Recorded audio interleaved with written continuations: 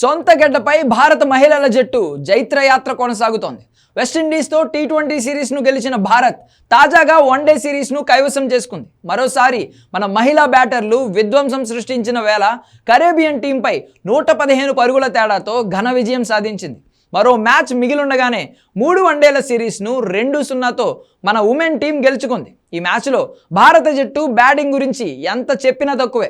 Windies బౌలర్లను మన బ్యాటర్లందరూ ఒక ఆట ఆడుకున్నారు. ఓపెనర్లు స్మృతి మందన, ప్రతీక రావల్ హాఫ్ సెంచరీలు చేశారు.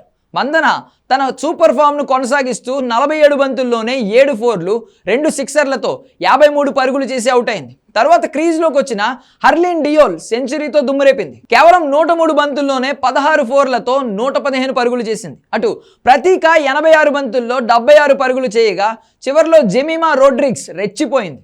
మెరుపు హాఫ్ సెంచరీ చేయడంతో భారత్ 50 ఓవర్లలో 5 వికెట్లకు 358 పరుగులు చేసింది.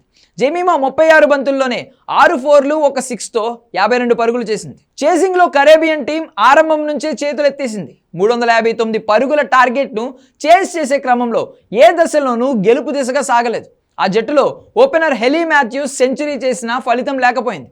ఆమె 109 బంతుల్లోనే 13 ఫోర్లతో 106 పరుగులు చేసింది.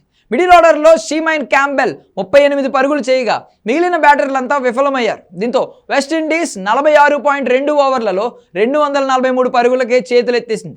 ఒక దశలో 69 పరుగులకే 4 వికెట్లు కోల్పోయినా ఈ ఇద్దరు రాణించడంతో విండీస్ ఆ మాత్రం స్కోర్ అయినా సాధించింది. భారత బౌలర్లలో ప్రియా మిశ్రా 3 వికెట్లు తీయగా దీప్తి శర్మ, టైటస్ సాధు, ప్రతీక రావల్ 2 వికెట్లు తీసుకున్నారు. సిరీస్లో చివరి వన్డే ఇదే వేదికలో శుక్రవారం జరుగుతోంది.